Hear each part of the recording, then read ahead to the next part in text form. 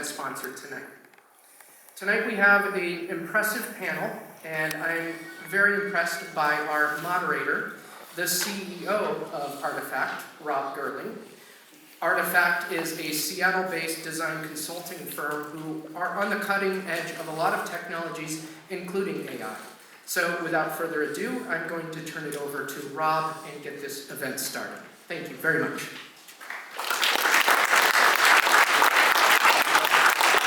Thank you for MIT for organizing this, and I'm super excited about our panelists. I wanted to just quickly introduce Artifact. CEO, we're a design organization, and we operate in this interesting place between, we don't consider ourselves really technologists, although we're constantly having to wrestle with new technologies and build the human interface to them. We consider ourselves humanists working in the technology space, and so we're always pretty skeptical about new technology, actually, and try to do our best to act responsibly and ethically in the design of the things we're creating. And that's kind of how we distinguish ourselves in our space. And I think this topic is near and dear to my heart. I've been, for the last 4 years, kind of doing discussions and talks about this issue and how do we design responsibly, knowing that some of the things we're doing are displacing people from work, and what is our ethical responsibility in that scenario. So without getting into the topic yet, I wanted to first, that's an introduction to me, introduce our fantastic panel. First of all, Dan Liebling is an engineer at Google Research. Dan, his work has been largely on conversation and translation systems, and Dan has a personal passion to work on how this AI technology will help create better civic networks and be a part of civic discourse. Is that right? I think that's fair. Next we have Caleb Weaver. Caleb works at Uber, specifically on representing its interests from a public policy perspective. He comes from a background in law and communications. He's worked for the Obama administration, both on the campaign side and under the USDA for a couple of years, or 8 years, I believe. A wide-ranging background, not a technologist, but very much on the how will the strategy of Uber evolve with AI technology. Third, AJ Kamar joins us from the artificial intelligence engineer at Microsoft Research. She's passionate about investigating the impact of AI on society and is studying ways to develop AI systems that are reliable, unbiased, and trustworthy. And so this will be a theme of our conversation this evening. She has over 40 peer-reviewed publications at the top AI and HCI venues, and has served in the first study panel of Stanford's 100-year study of AI. This is actually probably filled with some of the foremost minds in the world on the topic of how AI will impact the future, and AJ is part of that editorial group and thinking group. Cesar Kellar is a former Microsoft executive from Latin America, Nokia, HTC, now CEO of Workplace 21, a startup that's reshaping the future of work, and is particularly interested, he's a writer and speaker who's particularly interested in how education and AI will impact the future of education and jobs in particular, and the future of education in particular. And last but not least, Aron Reich. Aron is Senior Director of Innovation and Incubation at Avanade. Avanade is a joint venture between Accenture and Microsoft that was launched in 2000. He focuses on setting and enabling the company's technology vision, specifically with regards to artificial intelligence. So he helps lead Avanade's Center of Excellence on AI, and is deploying the AI technologies into the enterprise as part of his daily practice. So we have good representation here, I think. Please welcome me and just giving them a quick round of applause.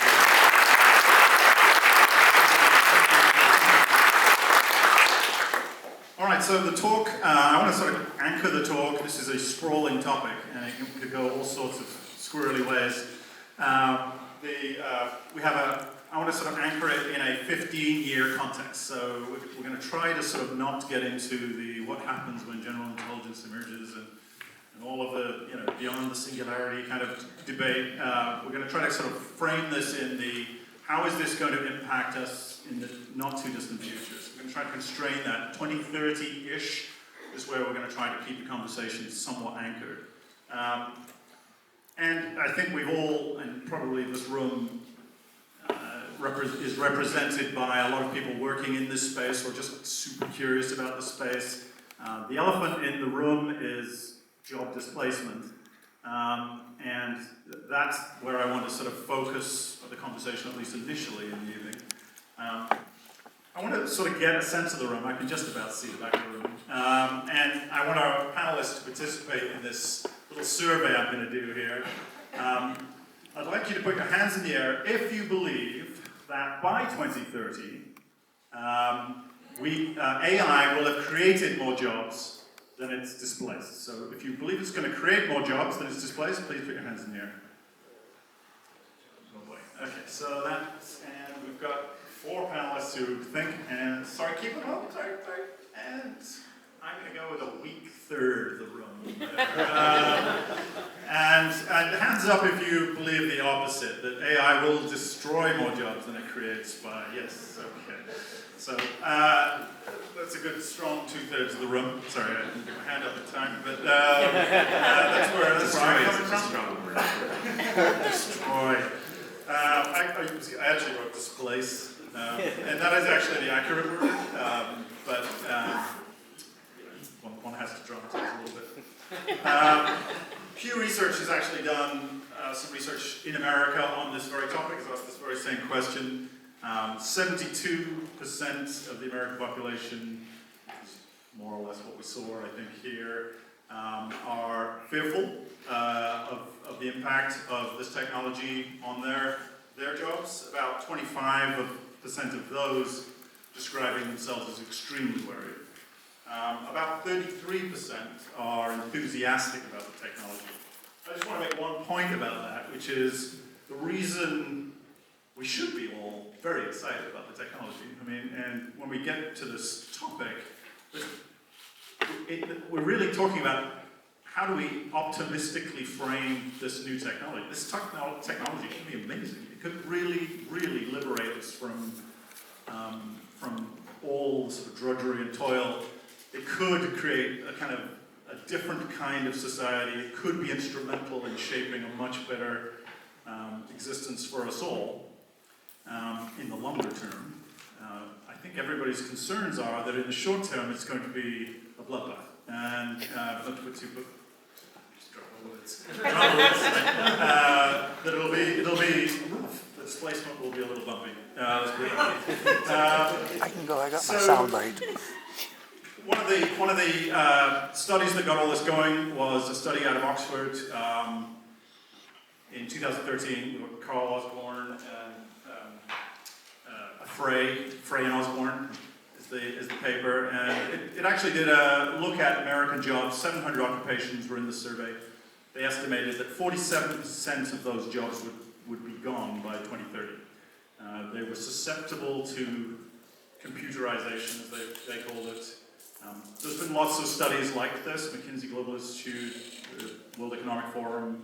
Lots of people have chimed in with different numbers on this. Some think the impacts will be more pernicious in advanced economies where there's actually more incentive to automate, and because of the high standards of living we have. Others think that the effects will be worse elsewhere.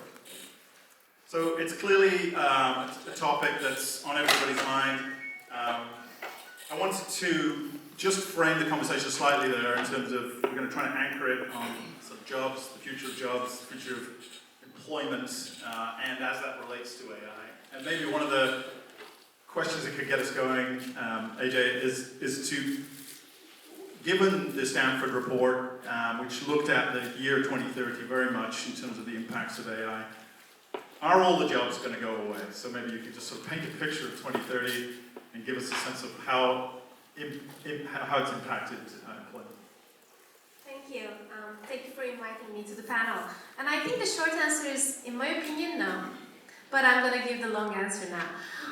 What we tried to do in the Stanford report is actually, we were doing predictions for the 2030, but we did it by looking at the history, looking like last 10 years, trying to understand what has really happened in our field, and using that insight to make predictions about the future. So then I'm going to take a minute to kind of tell you my idea of what is really going on, because I think that is useful for setting up the story about like what the effect of AI is going to be in our society and the workforce.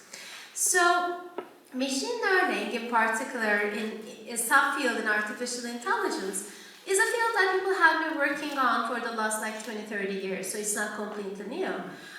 Three factors came together, in my opinion, in the last 10 years, in the last decade, to create the successes that we are seeing in the press.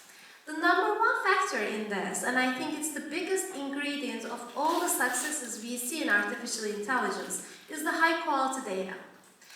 We are having an explosion in the availability of data that AI systems can learn from. And I particularly like one statistics in this space that I've seen, which is 90% of all data that is created in our civilization since we learned how to write has been created in the last 2 years. That shows us what kind of an explosion we are having in terms of how much data we have in our data centers for AI algorithms to get their hands to. The second factor that's really important is when you have this much data, you need a lot of processing power, and we have more processing power. And with these two factors coming together, some actually well-known techniques like neural networks are not working very well. These techniques didn't come, to our world in the last few years. It's just now they are working very well. It is important to know, though, what kind of problems these techniques work very well for. They work well if the task at hand is repetitive, there is a lot of data for it, and the AI systems are functioning kind of in a closed environment where a lot of the world dynamics can be modeled by the AI systems. But there are actually a lot of things in the world that doesn't fit into this category, right? We as humans deal with a lot of situations that are kind of open-ended, that don't have a clear objective function that we can model in the system, where we run into situations where we don't have a lot of previous experience about, and we use our creativity and complex problem solving for figuring out these situations. Our AI techniques right now are not there yet. I'm not saying people can, a lot of very smart people are working in the field, right? Maybe there are going to be some breakthroughs that are going to bring us there before 2030. It's just we are not there yet. So basically, there are a lot of problems that humans are good at that machines are still not. So in terms of job replacement, there are clearly some jobs out there that are more repetitive, right? That we have a lot of data for. Driving is a nice example. Although it is not completely closed world, and we are trying to deal with the open world consequences of it.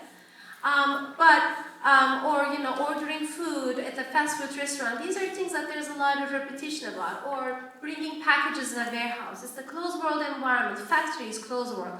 These kind of places, I'm personally expecting a lot of automation to happen. However, if we study what our jobs really entail day to day, it is actually not a single task. It is a composition of many types of tasks. And I believe some of the tasks that are repetitive, there is a lot of easy data to collect about, those are going to be automated by systems. But the more interesting, challenging, complex, creative parts of our jobs are going to be still there. But what is going to be happening is that we are going to be working a lot with AI systems who is going to be taking care of some of the repetitive stuff and doing things that AI is good at, and leaving room for us to do the things that we are really, really interested in and challenged by. That is my view. Yeah, I think that's the spirit of optimism we're looking for. Try to hold on to that, Cesar. Do you have a conflicting point of view or a complementary point of view? That's not fair. You know what I To me, the key point of the question is actually putting an year there, right, like to 2030. It's very hard to predict with that precision. But when I look at the future of work and like displacement and what's going to happen, I do believe we need to look from different areas of different study. And I'm talking about looking at the historical data, the sociology, the economic impact, right, like the end technology, right, bring all those.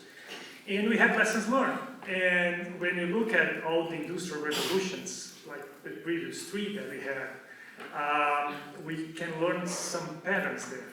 So one that I totally agree with AJ here is to say in the long run, and that's hard to say 2030, in the long run, the jobs have been actually created at a faster pace and with better quality because the technology free us from like the toil, from like carry rocks or whatever we can name it here. So the jobs are better quality and in bigger numbers. What is not fun is for like us living that transition, and that is hard, and that brings us to have a big discussion here to say, how do we handle that? Because like the first two industrial revolutions, they took place in 100 years each. The third one, actually it was 55 years. In the best possible conservative way to look at this fourth one that we've been through, those are 25 years. So that would be a lot of people unemployed. I not agree with AJ on saying that artificial intelligence is going to be limited to repetitive tasks. I think that actually just the next 10 years. But as AI kept being developed to be a true artificial intelligence, they will outskill humans in most more areas. And that might be another time to talk about the new jobs. Yeah. So Dan, back to the here and now. You're an engineer working at Google on these kinds of systems. I mean, help us understand some of the ethical challenges around the design and implementation of these systems. I'm particularly interested in, deep learning networks that are based on biased data and how that kind of colors the discipline of artificial intelligence, but also the impact. Yeah, so there's a saying in our industry that AI is 20 years away, but that we've been saying this since 1945. So I take a kind of nuance view, but the ethical perspective has been changing. So in my career working on AI for the past 20 years, we didn't think about ethics in this because we thought we're just doing science and engineering, so we're not biased, or we don't have to think about ethics. That's someone else's job. We're just doing engineering. We're just solving problems, and problems are neutral. And what you've seen, especially in the past 6 months to a year, is that dialogue changing, that we are responsible for the consequences of these things we create. And some of this comes from crossover communities where ethicists have been around for a long time, and anthropologists and people who study these things. And those communities are intersecting now, and that is driving some of the way we behave. But the problems are complex, and they're multinational. So if you look at YouTube gets a lot of criticism for having all kinds of videos and suggesting all kinds of videos. But what it suggests to you, what's offensive or inappropriate can vary widely. And companies in the past wanted to take a neutral stance to say, we're freedom of speech, whatever, we're neutral. But you increasingly see that we are taking a stance. So was it last week or 2 weeks ago, Aron from AI2 and Brad Smith, who's the general counsel of Microsoft, and Harry Shum, who's the president of AI at Microsoft, they proposed this thing called the Hippocratic Oath for AI practitioners. And that's really about this idea of sharing the Hippocratic Oath of first do no harm, right? Put humans before machines. It's not about technology, it's always about humans. I think that's what we need to realize, that AI is a tool that's used by humans, but it's the crazy thing is how well it scales, right? So we have to pay attention to that. And so we do see these biases, and we're learning more about how things are biased in sometimes very subtle ways that are not obvious, but are very important. And so as we learn more, we can start to measure. We're big on measurement in tech, right? If we can measure it, we can track it. And so these things are converging, and I think that's positive for everyone.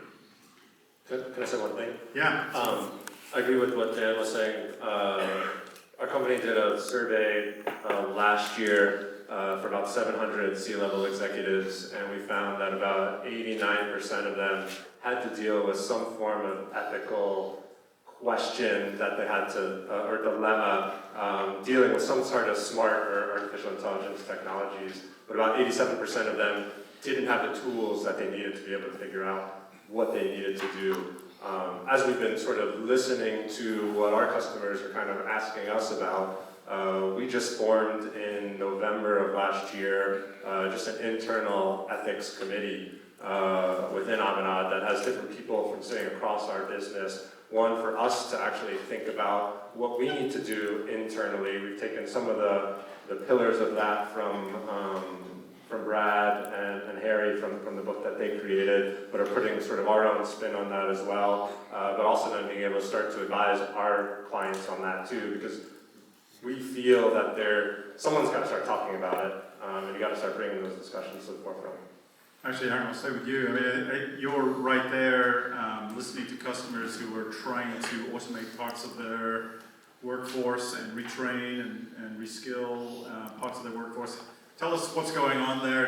Give us some examples, perhaps, of the kinds of things you're seeing pressure to do. Yeah, so, as I just said, sort of artificial intelligence has a wide definition, and there's lots of different technologies that underpin it. I would say, our customers at the end of the day are sort of large corporations, sort of Fortune 500, Fortune 1000, and there are varying levels of maturity of where they're actually at today and the things that they're trying to do. And I would say the majority are at the beginning of trying to understand how they utilize the technology, and most of it is to what AJ said around manual and repetitive tasks, and how do you actually automate those today. Our view is really trying to work with our customers as they're trying to figure out how they actually do that automation. So think about invoice processing, claims for an insurance, where they've got people that are kind of doing these manual things today. You can actually have the machine not just look at what's coming in on the claim, can actually understand the intent of what's in the text there. If it has an image on it of a check or whatever, you can actually understand and pull that information out. And so things where humans before were kind of looking and doing that, you're now having those displaced a little bit. There are some companies that are doing that because they see an ROI as part of it. What we try to coach them on, and our belief is that there's this notion of augmentation, of where you've got a human and the machine kind of working together, and together those create sort of a superhuman. And that's sort of where we believe we're trying to get to at some point. There will always be the automation that's going to come, but how do you get these two to work together? Probably the best example I can give you, I don't know if anyone's heard of Stitch Fix, or is a customer of Stitch Fix, but they basically, instead of going to a store and buying your clothing, you sign up, you give them a bunch of information about yourself, you go on Pinterest and you kind of pick different styles that you're interested in, and then they send you a box that a stylist has said, these are clothes that you might be interested in. And what they're doing is they're pairing the algorithms that are being created of the data that you have fed them, but they actually have a human stylist that's in there as well, looking at what you have said, having a conversation with you, and playing together in sort of this interesting dance that then has a feedback loop of, hey, they sent you these clothings, you maybe didn't like 2 of them, you're telling the system that, you're also then changing the styles you want on your Pinterest board, and it's kind of this endless loop that's going back. But we see that in industry and industry over again, of how do you think about doing that, not just within retail, but how do you do it within manufacturing and the like. Yeah, Kellar, obviously I wanted to acknowledge that between us setting up this event and tonight there has been obviously news for Uber, and I just wanted to just give you a second to quickly address that, just outside of the context. It's related to the topic tonight, but it's really not about the topic tonight. Sure. As you all probably have all seen in the news, there was a terrible accident in Tempe, Arizona, late Sunday night, involving one of our self-driving vehicles, and it was a very tragic death of a woman that was crossing the street. The investigation is underway. Our focus so far has been cooperating with investigators and reaching out to the victim's family and seeing what we can do to offer our condolences and anything on that front. I do believe that the investigation, the results of the investigation will really determine what the long-term impact of this is. There's been a lot of news and a lot of hyperbole over the past couple days. That said, I think you are seeing some saner voices come out, and they will hopefully prevail as, again, the facts do really ultimately become available after the investigation is completed. So. Yeah, but perhaps you could sort of expand. Obviously, Uber has big plans for the automation of driving and delivery services of all kinds. That's probably the most clear-cut example that everybody can think of as being the sort of, well, once that really happens, assuming it does happen in some near-term future, we will truly know that this wasn't just hyperbole. This worry wasn't just existential angst about our futures. This will actually be displacing millions of people. So I'm curious how Uber looks at that and its plans and frames that sort of internally in strategy. Sure. So I want to start with, I think what several people up here have noted, predicting the future is tremendously difficult, right? And we can look to past examples and draw the best information that we can from that. There's always going to be concerns that this time is going to be very different, and it very well could be. So we do have a team of economists and technologists that have really tried to dig in on, okay, what is the impact of, in just this field. I freely admit I'm not as familiar with the breadth of where automation could have an impact, but within the field of transportation, which again, it seems to be the nearest place where large numbers of people could potentially be displaced. Our economists, based on sort of what we certainly hope to see in the evolution of cities and the evolution of personal transportation, we do not see massive job losses or massive displacement in the near future. Now, once you get out 50, 100 years, I think, again, the complexity of predicting what the future looks like at that point is even more complex.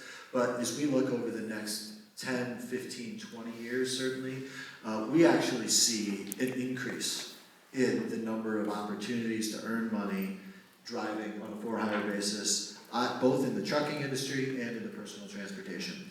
And part of that, I can just jump through them quickly. In the personal transportation side, it will come, we believe, because personal car ownership is going to become less and less of an a smart economic thing to do. And as people do that, the need for people to use alternate forms of transportation, thus hiring other people or using an autonomous vehicle, is going to increase exponentially. So you're already seeing this in our downtown cores. As we continue to grow, we have seen tremendous growth in suburban areas, and we project that even with the introduction of autonomous vehicles in certain areas, that the need for human drivers is going to continue to expand on the personal transportation side.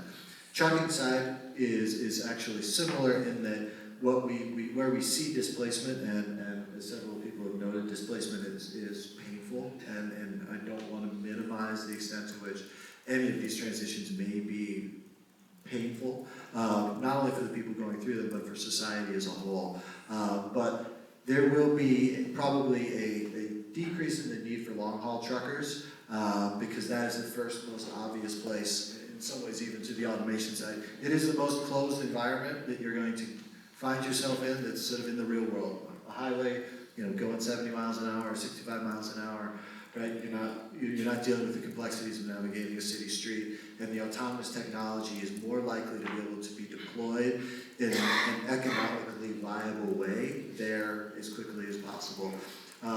However, that is going to drive down the cost of shipping, because vehicles are going to be able to use it more efficiently, which is going to increase the need for the short haul truckers. And the studies that we've done, we actually project an increase in the number of truckers, upwards of 750,000 truckers over the next 15 years, as